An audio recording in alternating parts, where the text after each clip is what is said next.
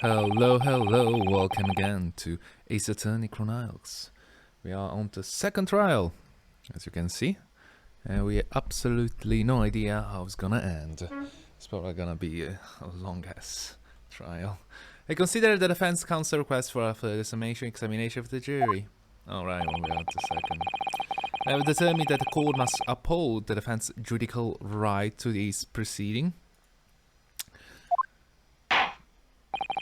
So, counsel, you will now proceed with your second summation examination. I presume the jury is ready, Mr. Foreman? Yeah, my lord. Very good. In that case, I will ask each of you now, say clearly and concisely for the court the grounds on which you find the defendant guilty of this crime.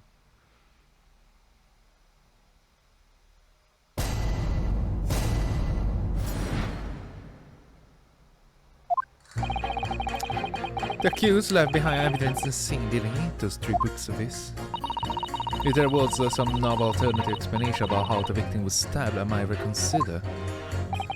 If the woman was throwing books, it can be related to this crime if the window was closed, can it? Dear me, it was only a little book, hardly life-threatening, even with a direct hit. Look, I just want to get this over with. If I don't bring home some pay, then I'll be tied a bit of trouble. Come to think of it, I had a fire at home a while ago. Gave me the sneezes. Sneezes? The fire? How the fire can give you sneezes? Okay, yes, considerably more tangible arguments from all members of the jury this time around, it seems. With one notable exception, of course. My learned student friend was unable to find fault in the previous witness testimony. Wait, what? So the court must accept the fact it was indeed the accused seen fleeing from the scene. And moreover, no one else was even at the scene to commit the crime. Extremely flammable, whatever he's drinking. Well, if the eyes of witnesses are correct, it will seem that the conclusion is somehow set in stone. I fail to see how it can be argued any other way. That means I'm afraid that during this summation examination, it's essential that you establish some other tangible explanation for the facts. How? What would I consider a tangible explanation? Yeah. Isn't it obvious? Who stabbed the woman and how? Those 2 details are all you need to provide. Simply give us name and method by which the attack was conducted. I was thinking this might be hard. But Marudo, you have to do it, otherwise this really will be where the trial ends. No pressure then. So, my theory is that, I hope you're wrong. That's quite enough ramble. Proceed with the summation examination, please. I presume you are prepared, counsel? Yes, my lord. Alright. Focus your mind now. Clearly, the key to this summation examination is going to be jurors number 4, the maid. Or should I say, Mr. Garideb? We have that book that disappeared from the Garideb house on the evening of the incident. The full book found the victim's hand. There must be always a link to the 2. Yes, that's what we have to find. Using every technique that I've learned in my short career so far, whatever it takes. Short career to trial. I'm not even sure if it's career. Don't forget to keep an eye on Mr. Garideb and how she reacts even to things other people say. There's reaction?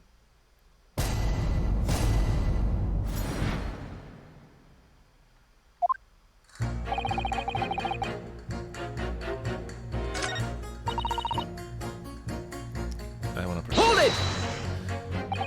So, you might be willing to change your decision, you mean? Oh my, such the lie on your face. I'm afraid I shan't be swayed by emotion. Despite what you may think of me, I'm very mother...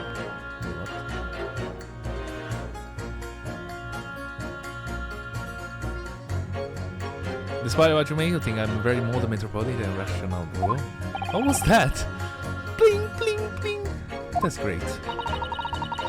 The one reads morning peppers all forgotten by tea.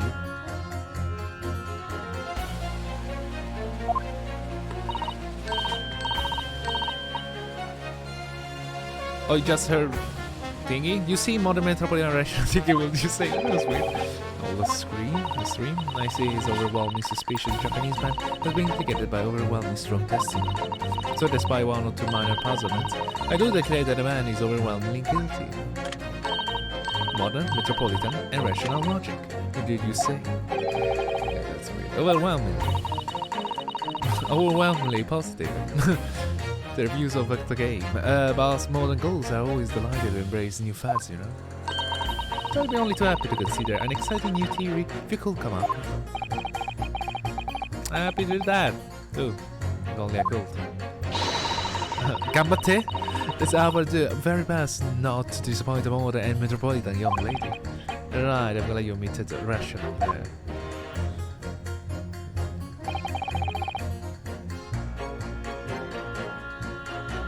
Hold it! But what about the possibility that the window was open? What about it? I mean, there's just no way it could have been. How can you be so sure? The prosecutor fellow over there said it early, didn't he? Winters in London are no joke. You don't want to invite those sort of cold Indians. So now the window was open, as London is, like sitting by the fire and stay warm and see.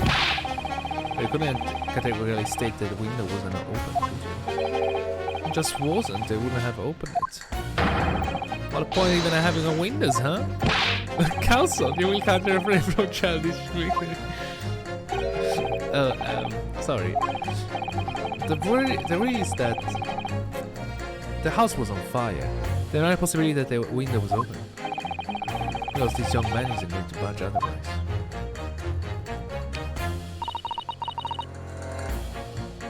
Hold it! But the little book was on fire at the time, was it not? With flames and lava, have you know? So the window was definitely open. There's really no such thing as loving inside bomb. Well, he brought that upon himself. This play with fire, betrayal, fearly love. Isn't it? Well, don't you agree? Well, any kind of betrayal is certainly a bad thing. See?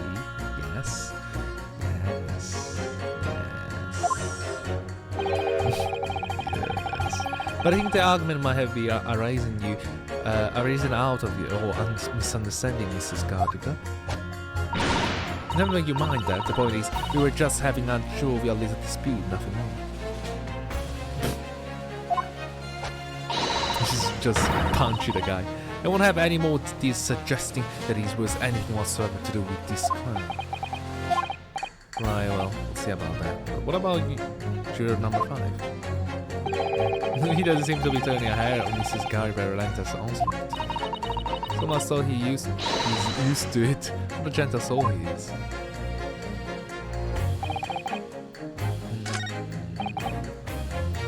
Yuck on his knees. Hold it!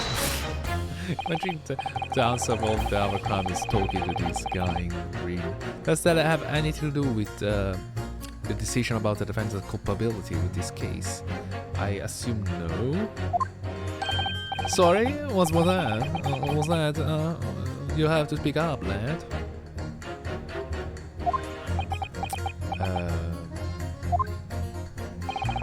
Could you tell us more about the fire? Was last winter my grandchildren baked me a lovely cake on my birthday. That's 75 candles on top of it.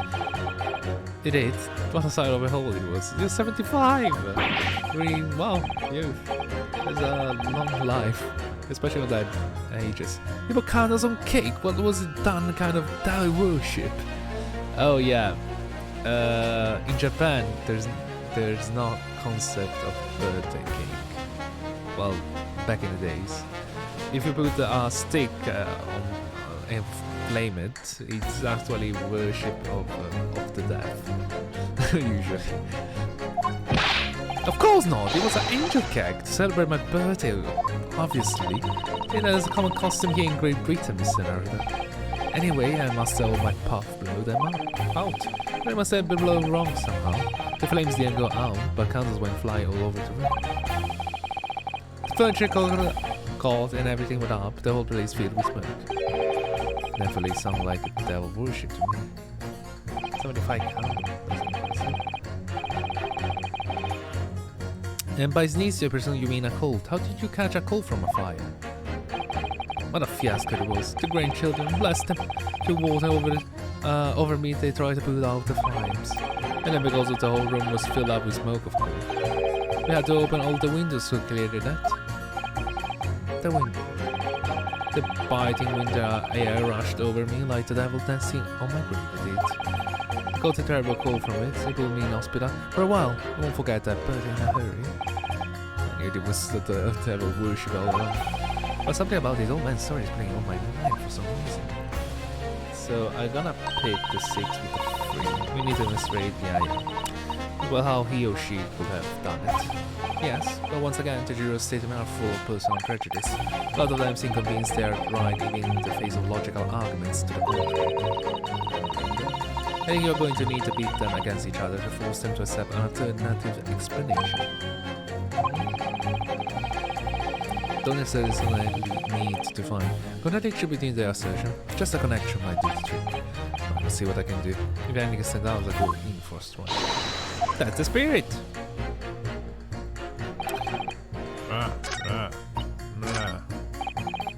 Pete, it's number 6.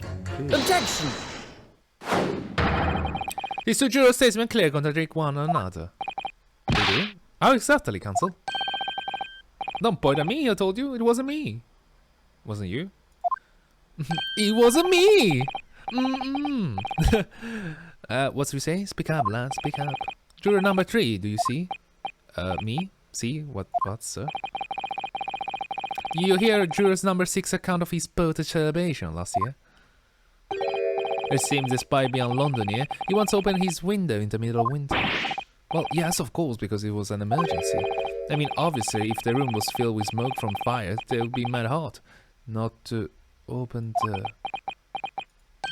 Oh! I see! Exactly! On the day in question, at the time of the incident, there was a fire in the Gariba household. And Gariba had the following to say about it. The whole place filled with smoke.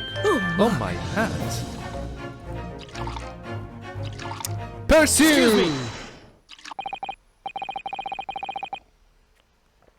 Number 4. Do you have something to say about that? Mrs. Gardner? Oh dear me. What is the meaning of this? How dare you imply that I'm hiding who I really am? It's imperative that you confirm something for the court. So please, it's time to drop the pretense now. What is it? When the fire started in your house that day, did your husband open the window? Well, I beg your pardon. What are you insinuating? The room will have been thick with smoke after the carpet and bookcase caught fire as they did. In a situation like that, it's inconceivable that you wouldn't have opened the window. And what if we did? Alright then, yes, you are right. My husband was frantically trying to open the window, which can't even be easy since I continue to give him just a little book buttering, even though your house was on fire. Oh, you never stop crowing until the anger subsides. It will be terrible bad for the nerves to do otherwise. Of course, I should have realized. What a significant step forward, Mr. Naruhodo. You managed to establish that the window was open. We must have that added to Mrs. Gardner's former statement. Hold it! You just want to get this over with. How can you sit there and say something like that? A man's future is stake. Well, him and me both then, like I said before. What? Well, I told you already, I'm a day laborer, aren't I? If I don't bring home some readies with me tonight, I'll find me floating face down the Thames tomorrow morning. You hear me? My missus isn't the one mad about, you know. You can be fierce, believe me, you mean. Another shining example of marital bliss. Oh my god. Situation like this is crop up the other day as well. You know, it's funny, but I can't quite remember. Sorry. I was too frightened, that's the thing. I was at block at 8. Helpful. Whether if Mr. Pete will ever be dragged into the Thames by his scarf. Maybe I go there, Mr. Sutter. There must be some way to jog his memory about this. it! The fourth book found at scene of the crime shows very obvious sign of fire damage.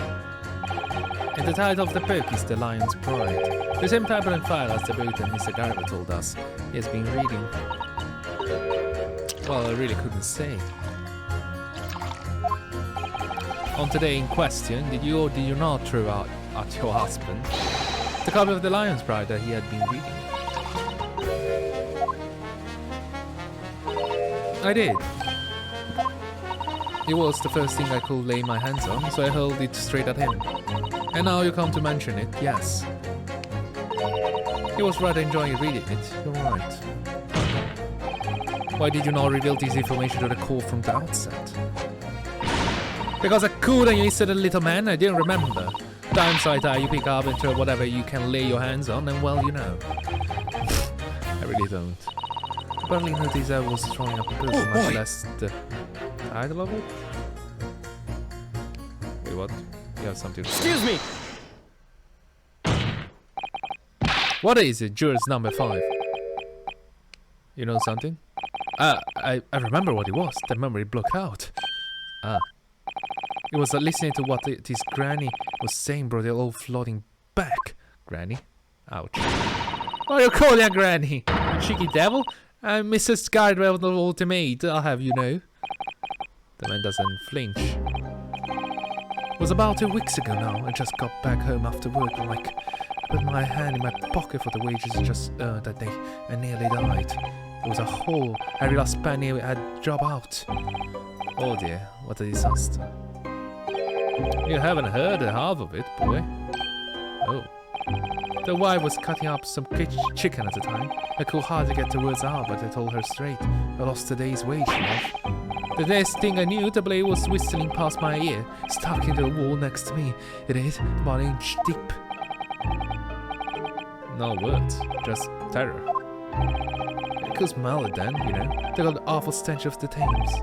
I was sure I was going to end up face down in the muddy banks that night. I can't tell you. No, that's a real disaster, isn't it? Oh, I'll never use the word lightly again. Anyway, the point I'm trying to make is this. When a woman loses their drug, they'll throw anything at you. Nice hatches, harmless, you name it. Naruhodo, you mustn't think that old women are so short-tempered and unrefined. No, I wasn't thinking that. No. Treating a household object of people is, well, is uncivilized. At least attack with honor using a bow or the like. Using a bow? You think they have time to go and pick up a bow? Yeah, what attack? What are you going to attack? Never mind. Anyway, this man words. Susato takedown. Ha! Hiya! Would be rather significant thing. Alright, well, come back to the bow or other thing later. If I dare.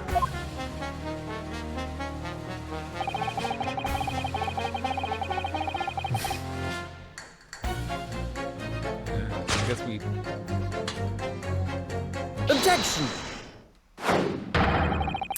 Those two clear have a deeply significant connection. Does it? Good grief, I mean they don't contradict each other. Explain your counsel at once. So, as my theory was that, as I told you, according to me, that when I saw the book on flame, I thought, she probably hurt the knife too. So that was the solution. I think could be wrong. Jurors number 2. Do you think perhaps that this could be the one of such novel alternative? Oh my, whatever do you mean? An alternative explanation as to how the victim was stabbed in the back. What are you talking about? We demonstrated that a full book with the Lion's Pride that was found at the scene of the crime, originating in Mr. Garber's room on top of the floor of his house. Therefore, it is equally possible that some other object beside the book could have found its way from the Garber's household to the street below. What now? After all, Mr. Garber could have thrown on any number of different objects at her husband. Isn't that right, jurors number 4? What are you seeing now, you little beanpole? Beanpole? I'm beginning to think that ever since the true origin of this book came to light, perhaps she had a feeling this might be. She had a feeling it might be what happened. Just listen here, you Eastern Gallen. As the foreman of these jurors demand a straight answer. You give us this yarn about some other object making its way out of the house, but what? What was it? I'm really taking a big gamble here. That was a bold accusation to make, yeah it is, but I haven't any real evidence to back it up. But I'm not certain. At the very least, this warrants further investigation. Alright, Mr. Foreman, I'll try to explain to the defense too. That the object that found its way from the Gariba house also the scene of the crime was... ouch. Daga! Look, can I examine it? Oh, I can examine it. Out of curiosity. Hiya! Oh, the point is gone. Awesome. What's that? Take that! Juror number 4, Mrs. Garideb. What? What now? I must apologize in advance for this. But I need you to confirm something else before the court. This knife. Have you ever seen this knife before? Oh Lord Cancer, what on earth are you doing? That's the weapon that was lodged into Vixen's back, man. My lord, remember that when the victim was attacked, Mr. and Mrs. Garber were in the throes of an argument. Mrs. Garber was hurling anything she could at her husband, who was being packed up against the window, a window that had been opened to clear the smoke, through which a book sailed to land at the crime scene. You can't seriously believe that the book was found in the victim's grasp? Are you saying that it flew out the window and across the street to land neatly in her hand? Even my missus hasn't got an aim like it. Yes, I admit there are many details we don't yet understand, but that's the point, that's precisely why. We must not allow this trial to end, not right now. Oh my. Mrs. Garber, you answer please. Have you seen this knife before or not? Oh,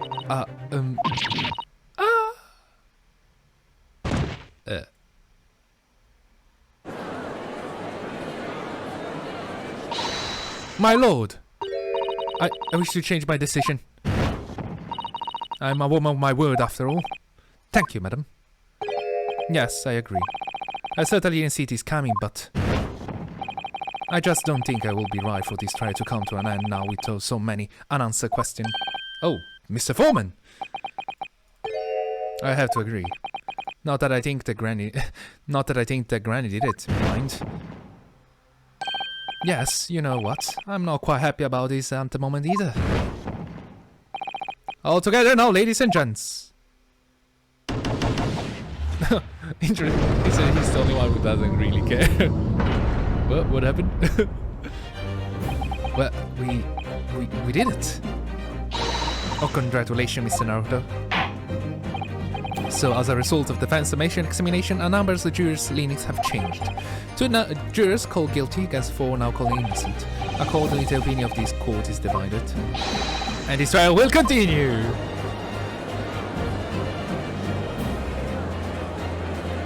I think it's an incident. Like, it could be, it's like, you know, because the victim didn't die, so, you know. Now then, Lord Van Zisk, how does the prosecution wish to proceed?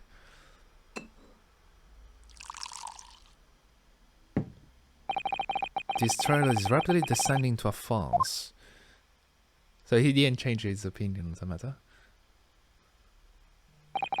Like a cork wine, the first few sips are bitter enough. I'm gonna break the callus again. There's like, I imagine to follow up. There's probably like a full field of glass shards in this area, like filled. It's like glass shards all over the place. They should make like a comic or like a scenery where there's just Van Zisk here that's like full of glass shard all over the place. And I was like, we're not gonna clean that. What follows in so opinion is good for nothing save the gutter. If I may, Lord Van Zisk, the defense had just put forward a credible alternative explanation for what happened. Credible? Is that your considered opinion, Mr. Foreman? The defense argument is a joke to which I barely know how to respond, but let me start by insisting. that you must all familiarize yourself better with the relative position of those places being discussed. What do you mean by that? This angle this time. It should already be that apparent that between the crime scene and the garage of the household runs a rather wide street by a road. Which means that the distance from the garage of the house to the scene is some, yes, 15 yards. Let me see, 15 yards. 15 meters. 14 meters, sorry. Yards is less. 14 meters! That's a little farther than I imagined. 14... First thing first! See how the word have to translate your bloody imperial meters? Meters? Imperial measures? So, ladies and gentlemen of the jury, hurriedly noted as having portentous significance. The whole book was found in the victim's clutches. In other words, the smouldering book, wantonly hurled by the lady on the house, traveled some 15 yards, to land on the opposite side of the road, neatly between collapsed victim fingers and thumb. I think he actually, she actually grab it, like pick it up. Is that your final conclusion, my lean and deluded friend? Indeed, the jackknife followed a near identical trajectory to the plumb into the middle of the victim's back. His fantasy somehow stretching the notion of having a bad day for the victim, I think. Even those pathetic serialized detective stories have more believable plots. There. There's nothing I can say to that. That prosecutor loves the sound of his own voice. Mrs. Sutter? Serialized detective stories are pathetic, aren't they? Now it's personal! How dare he! Now it's personal! Maybe let's speak up about parties here. My lord, might I be allowed to speak? As a judicial assistant, you may speak for the defense. Yes, go ahead. The prosecution may consider the idea a fantasy, but what the defense has postulated was believable enough to persuade the jury to change its leaning, and as such, the court has a duty to explore this alternative explanation as truly as possible. To that end, jurors number 4, Mr. John Skyler, must be called to testify and submit a cross-examination. Saints alive! A cross-examination of a juror! Order! Well, this is highly irregular. It is unprecedented for a member of the jury to be summoned to the witness stand. Objection! Ah! I should add the voice of someone there. It's like, the bottle, and unnecessary. Lovanzisks? There are already witnesses in the stand whose testimony the defense may further cross-examine. If my learned friend's farcical theory was the truth in it, then both the burning book and jackknife must have flown through the sky before this couple's eyes. And we must assume they will be able to testify accordingly. What say you, witnesses?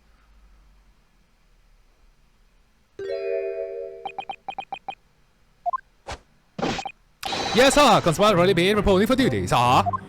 Sir. Well, I love this song. Good morning, officers. Sorry for dozing until now. Sir. Evan is late for a month on account of a villain who's appeared on my beat, sir. Villain? Oh, I feel as though it's foreshadowing. They're so right, these London boppies. They're distinguished, I think. Patricia, my darling, I've been neglecting you, but no more. Oh, Rolly, my hero, you make me smile. Very well, I hereby reject the defense request. Oh, well, fuck you. In order to the witness, it is stand to testify again. God damn it, Santa Claus. State forward before the court any details pertaining to the events that the explanation of the events. Yes, sir.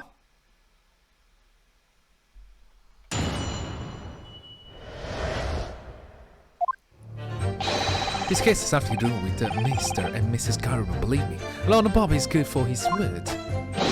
You see, sir, the windows on the top floor of the gallery house are top hinged casements. top hidden casements? Obviously, if anything had been thrown out of the window, you would have seen it. I didn't believe the scene to go fetch help, but my trusty Rolly was there to make sure nothing was disturbed. I didn't take my eye off the crime scene. For one moment, sir, nothing strange report on that front, sir. I guess you will notice. 15 meters on the third floor. Hard to tell. Well, it is quite startling, top hidden casements windows. That detail was not in the police report, Constable. You'll probably notice some smoke. Ah, yes, I'm sorry about that. I must have been a little drowsy. Ahem. You cannot excuse your sins with drowsiness every time, Constable. No, sir! Sorry, but... what exactly is a top hidden casement window? What the hell is that? Ah, and you know. You cannot excuse your ignorance with such dry remarks, my learned friend. You mean the one that is with the mortar and bricks? Of course, sorry. I found it, Mr. Naruhodo. Cast your mind back to the window in Mr. and Mrs. Garber's room. Alright, I'll try. So the window opens in order to allow air to circle inside the house. Yeah. But the top hidden casement window, these wings open along the upper edge, you see. I'm glad you rectify your ignorance, casement window most prominent feature. This stay, a metal bar which prevents the window from being opened beyond a certain amount. It prevents it opening? This is all news to me.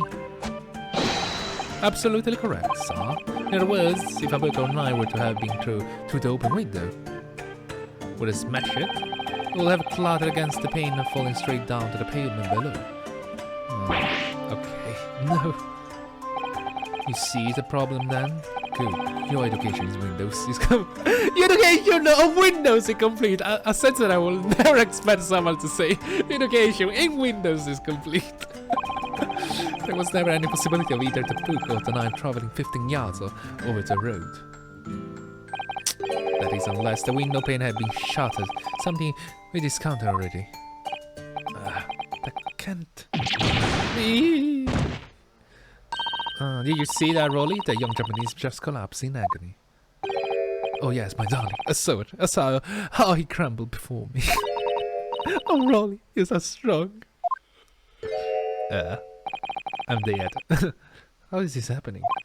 Well, how the hell he reached that area? That's my concern.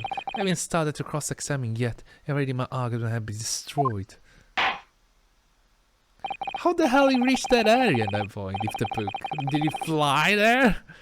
Counsel, if you could drag yourself upright again, the court awaits your cross-examination.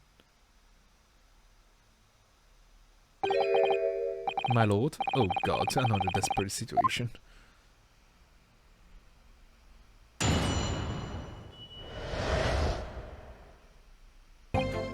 Hold it! How can you say that for certain? A very good question, sir.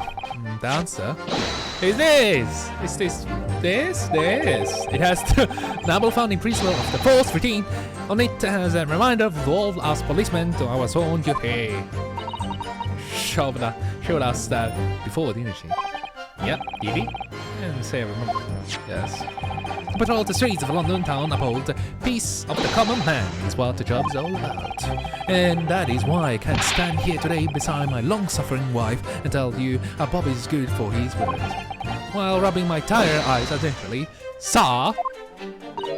Oh, Rolly, we're so manly. Of course I am, my darling Patricia. Oh, Pat. Oh, Rolly. Oh, Ryunosuke. No, none of this is what I meant.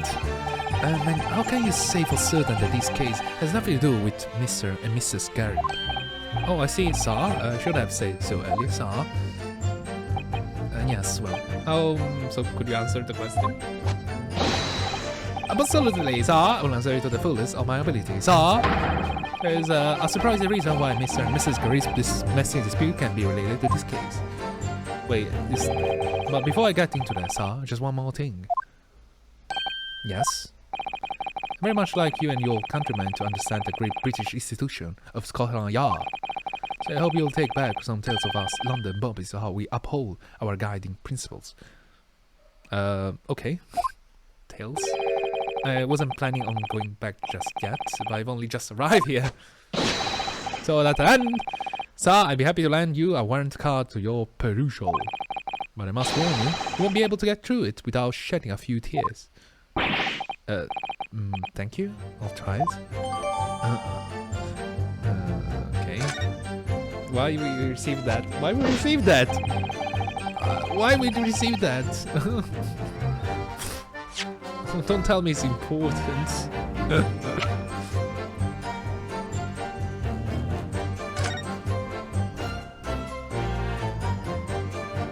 Cyberself, okay. Any crimes fall under the debate which they are discovered. When a crime is discovered on his beat, the police must assist with the initial investigation of it's not even his area. Any crimes fall under the jurisdiction of the beat, which they are discovered because they were off duty. Press. Hold it! I don't know if it's important. I hope not. By which you mean they don't openly, they don't open fully. Is that right? Yes, okay, we're talking about the window again.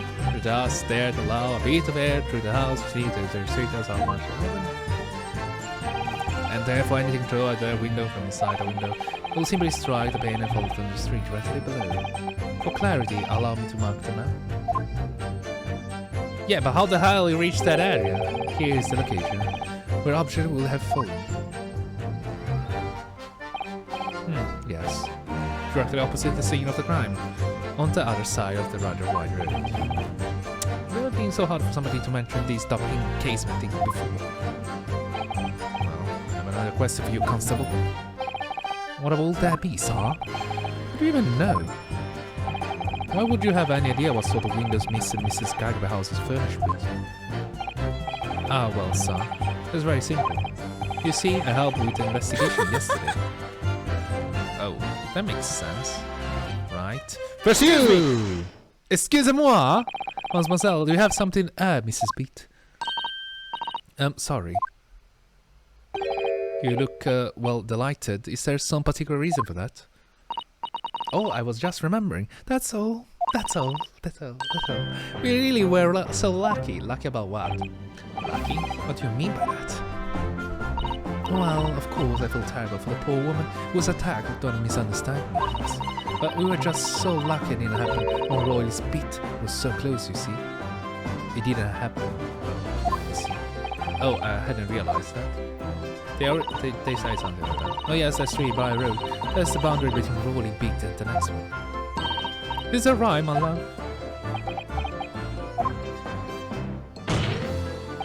Constable Beat? Beat? Oh, yes, that's right. That's the reason I was helping out with interviewing the occupants of the Garber households yesterday. Their house is on my beat, you see, sir. I really wasn't cutting close then. Constable, I wonder if you could clarify something. If the Garber household is on beat, does that mean that the pavement next to it is as well? Outside Mr. Garber house? Yes, ma'am. The pavement on that side of the road is part of my beat. I see. I was unaware of that. Just think if the woman had been attacked just on the other side of Briar Road. We would have never have been able to go for that meal to celebrate our wedding anniversary. But that's the life of Bobby after all. Extraordinary people. Our Bobby's tireless working for the benefit of all Londoners. You know what I think? I think that was the good Lord's way of rewarding my Rolly for all his hard work. Don't you think so, my darling? That must be it, my love. That must be it. I think perhaps we should make sure we have that information officially on the record. Leave it to me, Mr. Naruhodo. I'll take care of it immediately. The main where the victim was found lies just outside Constable Beat's beat, the border which runs down the middle of the Briar Road. And now it's my turn, I think. My turn, oh.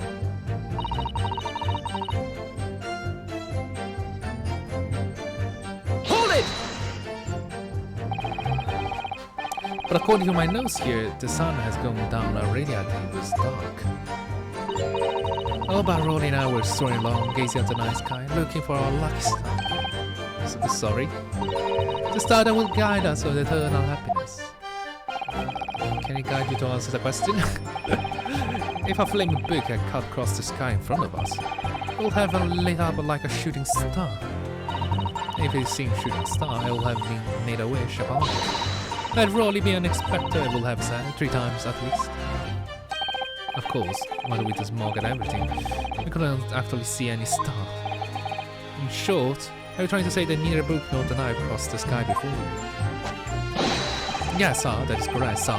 Surely, as the night sky in London is starless, sir. It certainly seems like they are telling the truth. Well, you will see it, the flaming book has right in the window. Then we saw the poor woman fall on the ground, so we ran straight over to help her. Hold it! Yes, you say that you went to a nearby police box to fetch another officer, is that right? That's right, yes. If I had been known for all his beat, I would have known exactly where I was going, of course. Don't feel bad, my lord. You can't be expected to know the location of every police box on every beat. So Rolly told me it that way, only sort of got a little lost in the way. Patricia, my darling, that's why I love you. Your terrible sense of direction is bewitching to me. Oh, Pat. Oh, Rolly. No, please. Oh, please. Oh, I suppose I was gone for about 30 minutes, give or take it. Well, like I said, my Rolly was at the scene the whole time, to be sure nothing was disturbed. I was off duty at the time, of course, but a true Bobby is never really off duty, sir.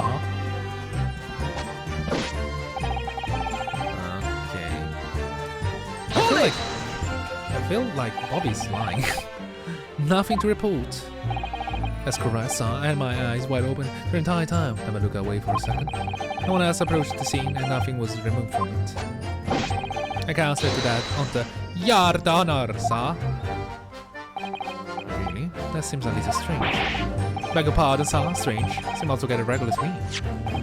This blunt copy of the Lion Pride was originally into Carib's household. So the question remains, how did it find its way into the hand of the victim? Can you shed any light on that scene as you were at the scene of the crime the entire time? Ah, could it be different copies, huh? One that just happened to be burned as well? Even if that were possible, why would the victim have been ripping out both like that in her hand? As you can see from this photography frame, she had a bag over her shoulder. Well, sir, the book was in the lady's hands from the moment we arrived at the scene. Is that so? Well, it makes sense, I guess. There's something about this thing that's not sitting behind me. There's no mystery of how the knife ended up in her bag and how that book ended up in her hand. There must be some common thread between them. Can I ask you something, please, Mr. Lawyer, sir? No. Yes, of course. What is it? You're doubting us, aren't you? I can tell. What? I wasn't really, what's she doing? What are you doing? Please, just because I'm a woman, it doesn't make my testimony any less valuable. You might just see me as the wife of a policeman, but I'm a woman, my word, I am. I really don't remember ever suggested that I doubted you. No excuses, I don't want to hear it. My voice will be heard. My lord, you'll let me speak, won't you? Yes, Mrs. Wright, I will allow you to supplement your testimony if you desire. Sometimes the path of least resistance is the sage one. I guess. That was a very loud mutter. Heard that. A Japanese man thinks a policeman's wife's word counts for nothing, does he? Well, watch out, sir. I may let you get away with something like that, but my Rolly won't. Duly noted, Mrs. Bitt. Please, I humbly ask you to continue. What could she possibly be about to say, I wonder? Something outrageous. I know what I saw, my eyes never let me know. My sense reaction is a little off sometimes, though. That doesn't help, lady. Nobody's questioning what you told us. I saw it. I did that evening. I saw it clearly. The little Easter man with a whiskey and the funny cover badge slicking away from the scene. And I know that what I didn't see as well. Do you see any flaming books or knives flying through the sky? Oh, very clear. You also mentioned something about having a poor sense of direction. Oh yes, well, that's a little embarrassing really. I'm always ending up at the wrong place when I've made arrangements to meet Rolly. What? Get ever so cross. Rolly has to say something. Excuse me! Excuse me? Rolly said something to say about that? Is there a problem? Constable? No, sir, no problem, sir. Your white remarks just now bring something to mind, perhaps? Oh, well, in a way, sir, yeah, sir. I was just remembering that the same thing happened that evening is all. You mean Mrs. Beat lost her way on the night of the incident? Well, you see, sent her over to find a police box in the next beat over from mine, but she was gone a fair bit longer than I was expecting. Thought she'd be back inside 10 minutes, but my darling was gone 15. Rolly, you're such a tease. But the reason I was so long was because of the bouquet, silly. The bouquet? Sorry, what bouquet are you talking about? Oh, it was a present for our wedding anniversary. Rolly's so romantic. He set up for really farting the pennies he found in the gutter while doing his rounds. Yes, how romantic. I forgot all about it until just now. Had you, my darling? Oh, yes. But that was just between us. Not talking about it anyone else, darling. You have to promise. Really? Oh. What was that all about? Because we'll be very obviously troubled during that exchange. But I can offer any useful insight, Mr. Naruhodo. But I'm quite sure one of the things we have to ask Mrs. Beat about the bouquet. Mrs. Beat, this bouquet you just mentioned. I'd like you just add details about it to your testimony, please. Oh no. Oh really? Yes, I'd love to.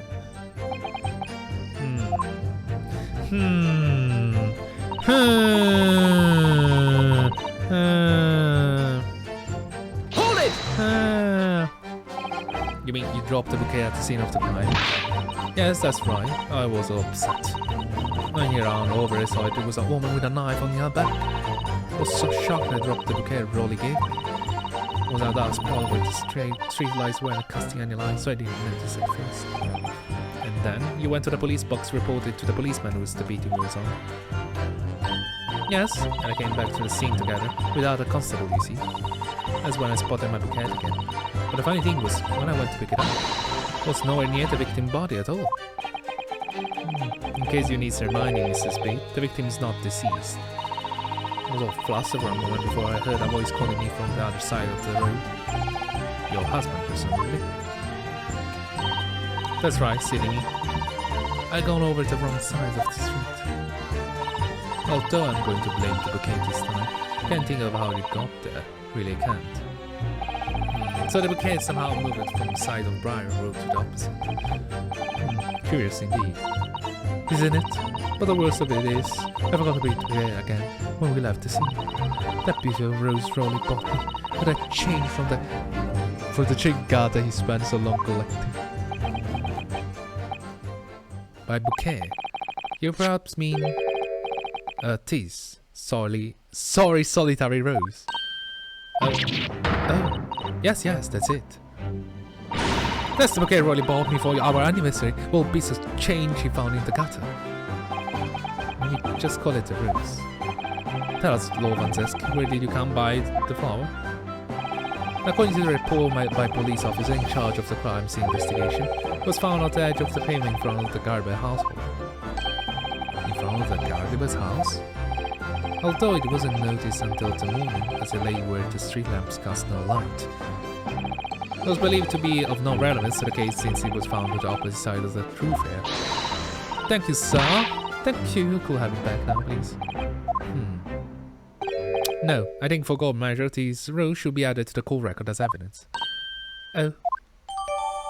I feel trouble. No beat. You actually moved the body, but it's symbol of our love. I want it back after trial. Do you hear me? I want it back! Good grief, rest assured that I shall do my very best not forget, Mrs. Beat. That was a strong feeling. Objection!